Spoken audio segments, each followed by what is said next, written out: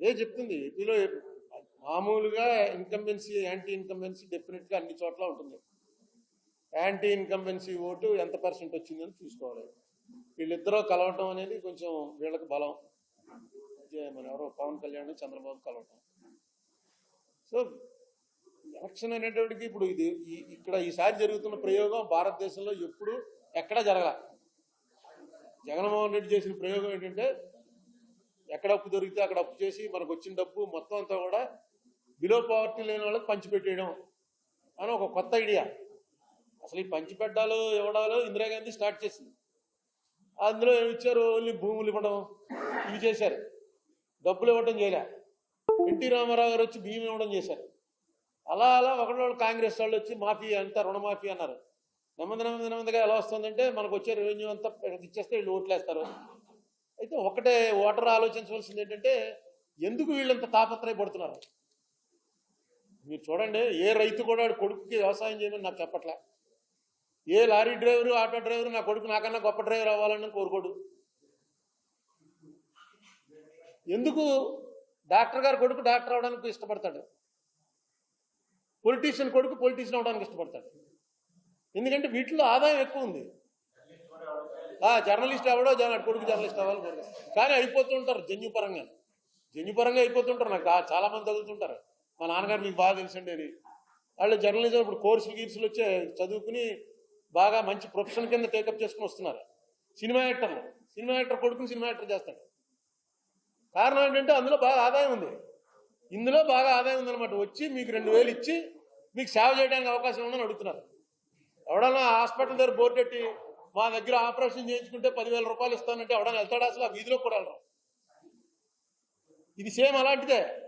మేము చేస్తాం ఆపరేషన్, మీకు 2000 ఇస్తున్నాం, ఇప్పుడు తర్వాత ఇంకా ఇవన్నీ కూడా ఇస్తాం అని చెప్తున్నారు. అది ఎవరైతే ప్రజల్ని వివేకం చేయాలో చేయగలిగిన వాళ్ళు ఎవరు లేరు. ఎవరో వాళ్ళు మాట్లాడట్లేదు.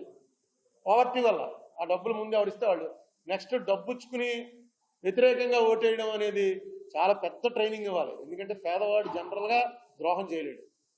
ద్రోహం చేయలేకే రిక్షాలు లాక్కునో కూలి పని చేసుకునో బతుకుతున్నాడు. ఎక్కడో కూలి పని చేసేవాడు ఇంటికి వెళ్ళి అక్కడ ఏ బంగారం దొరికితే తీసుకుని పట్టు పారిపోవచ్చు. పారిపోలేరు. 99% of the people below poverty line, honest the core. అందుకే ఏవో చిన్న పనులు చేసుకుని బతుకుతారు తప్ప దొంగతనాలు చేయడం, అబద్ధాలు ఆడడం, నీ దగ్గర డబ్బు తీసుకుని కొడుకేయడం. అందుకే డబ్బులు ఇద్దరి దగ్గర తీసుకుంటున్నారు. వాళ్ళు ఎవరికి ఇష్టమైతే వాళ్ళకి ఇస్తారు, చెప్పేస్తారు కూడాను. ఇంకా వాళ్ళు రాలేదంటే మొన్న ఏంట్రా హైదరాబాద్లో చూడండి, పోలింగ్ 4 అవుతున్నా సరే పోలింగ్ చాలా చోట్ల 30%, 40% అయింది. తర్వాత ఎంక్వైరీ చేస్తే డబ్బులు రాలేదు.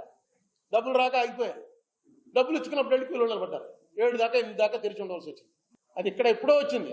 ఇక్కడ మీకు గుర్తుందిగా 2014లో ఈ చెప్పుల పార్టీ ఆఫీస్ మీద వచ్చి పడిపోయారు. అది అలాగా దానికి ఏం వచ్చే పరిస్థితి లేదని చెప్పి సుబ్రహ్మణ్యం ఆపేశాడు. మిగతా ఇద్దరు ఇచ్చారు. మీరు ఎందుకు ఎవరని దేశాయ్ గారి ఇంటికి, దేశాయ్ గారు కాంగ్రెస్కే పనిచేశాడు, చెప్పుల పార్టీకి పనిచేయాలి.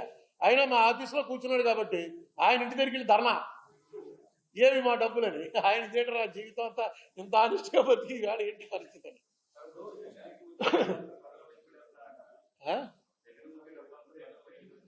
వాళ్ళకు వచ్చే డబ్బు వేరు. దేశంలో చాలా ఉన్నాయి. మీరు మహాభారతంలో ఒకసారి సంజయుడు చెప్తాడు ధృతరాష్ట్రుడికి, ఎందుకు వీళ్ళిద్దరూ ఇలా కొట్టి చచ్చిపోతున్నారు. రోజు రిపోర్ట్ ఇస్తూ ఉంటాడు సంజయుడు వచ్చి, ఈవేళ 5 చచ్చిపోయారు నీ కొడుకులు, ఈవేళ 10 మంది చచ్చిపోయారు అంటే. ధృతరాష్ట్రుడు అడుగుతాడు, ఏంటి ఇది అసలు ఇలా కొట్టి చచ్చిపోవడం ఏంటి, గొడవ ఏంటంటే, భూమి కోసం నాయన, ఈ భూమిలో మణులు ఉన్నాయి, వజ్రాలు ఉన్నాయి, వైడూర్యాలు ఉన్నాయి, నీ బొక్కసం కోసం దాంట్లో ఉన్న డబ్బు ఉంది. రాజును కొట్టుకునేది ఎప్పుడైనా సరే దీనికోసమే కొట్టుకుంటారు, ఇది సహజం, సృష్టిది అన్నాడు. చదువుతుంటే నాకు అనిపించింది ఇప్పుడు కూడా అదే. మనకో మన వాళ్ళకో మంచి చేసుకోవటం కోసం ప్రజల ఓట్లు రావటం. పూర్వమేమో బాణాలు కత్తులు అది వేసుకెళ్ళి గన్లు వేసి పేల్చుకునేవారు. తీసి ప్రజలకు డబ్బులు ఇస్తే ఓటు మనకు పట్టుతాడనమాట. అదే ఆయుధం వాడి చేతిలో. ఆయుధం ఉన్న ప్రజలు మనకు ఎక్కువ ఉంటే మనం గెలుస్తాం. ఏమండి అప్పుల విషయంలో FRBM అది దాటితే ఎవ్వరో, అతను FRBM దాటలేదు, వేరే చోట చేస్తున్నాడు అప్పులు. వీళ్ళు చెప్పలేకపోతున్నారు. ఎందుకంటే నీ టైంలో ఏం జరిగింది అని టక్కని తీస్తున్నారు. మన దురదృష్టం ఏంటంటే ఇక్కడే ఇదంతా కూడా ఓన్లీ ఆంధ్రాలోనే దెబ్బలాట. అసెంబ్లీలో దెబ్బలాడుకోరు. మళ్ళీ వాళ్ళు పోనీ తెలంగాణ వాళ్ళు అసెంబ్లీలో దెబ్బలాడుకుంటున్నారు. డాక్యుమెంట్లు చూపించి. ఇవాళ చూశాను పేపర్లో, సాక్షి పేపర్లో అనుకుంటాను, కింద వేస్తుంటాడు చిన్న బాక్సులు వేసి చిన్న చిన్న మాటలు రాస్తారు. అందులో ఒక ఎకనామిస్ట్ రాశాడు, 2014 నాటికి 54 లక్షల కోట్ల అప్పు భారతదేశానికి. ఇప్పుడు అది 2,05,00,000 కోట్ల అప్పు. ఎక్కడ 54 లక్షలు, ఎక్కడ 2,05,00,000 కేంద్రం చేసిన అప్పు. చంద్రబాబు నాయుడు గారు కానీ జగన్మోహన్ రెడ్డి గారు కానీ ఎవ్వరూ చస్తే కేంద్రం ఎలా చేస్తుంది ఏంటని అడగరు.